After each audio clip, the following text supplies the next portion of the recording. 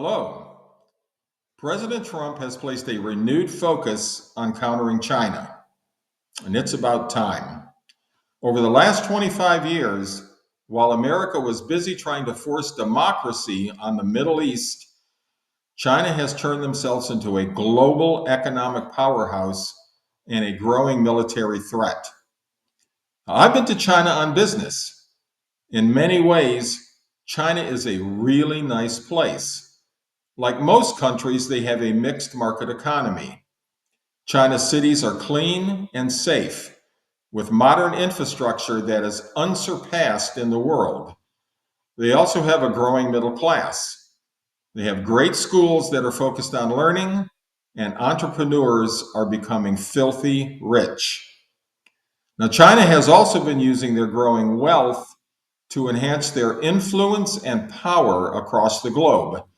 For example, over 140 countries have signed up to be part of China's Belt and Road Initiative, including 18 countries in the European Union. Now, Belt and Road helps build infrastructure in the developing world in exchange for rights to critical natural resources like rare earths, lithium, cobalt, uranium, oil, and natural gas. They are quickly locking up access to these critical resources while locking America out.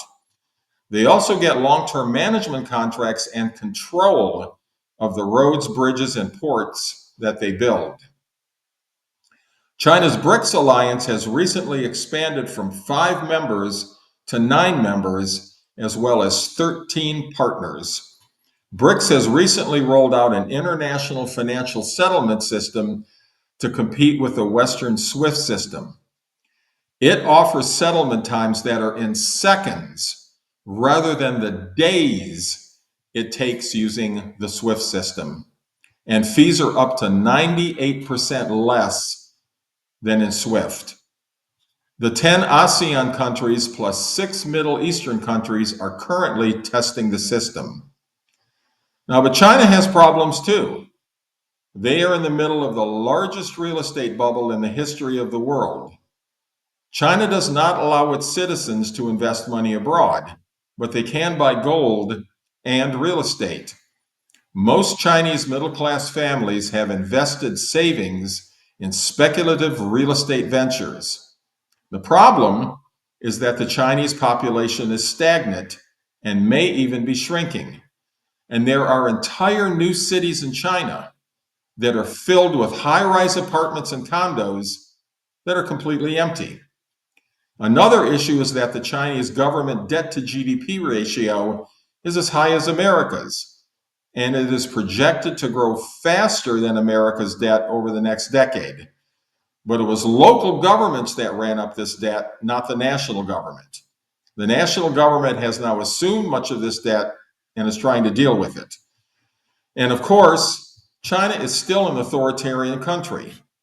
Now, China is not a prison like North Korea, and it really doesn't feel like a police state.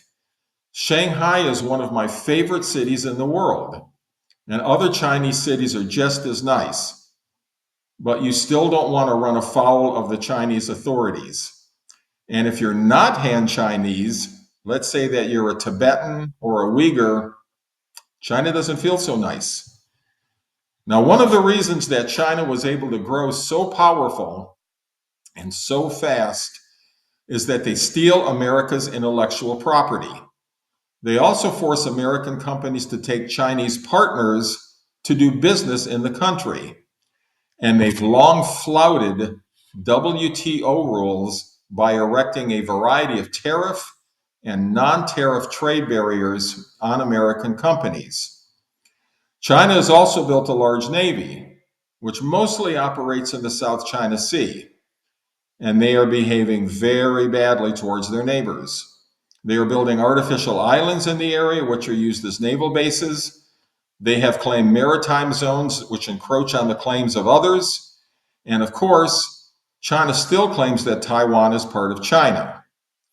Countries from the Philippines to Vietnam are trying to establish closer ties with America to counter the threat from China.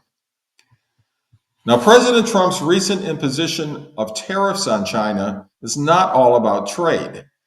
There is a broader story here about reigning in a large, growing country that doesn't play by international rules. Now, this should have been done a long, long time ago. Fortunately, President Trump has the vision and courage to do so, and he must succeed for America and the world to move forward.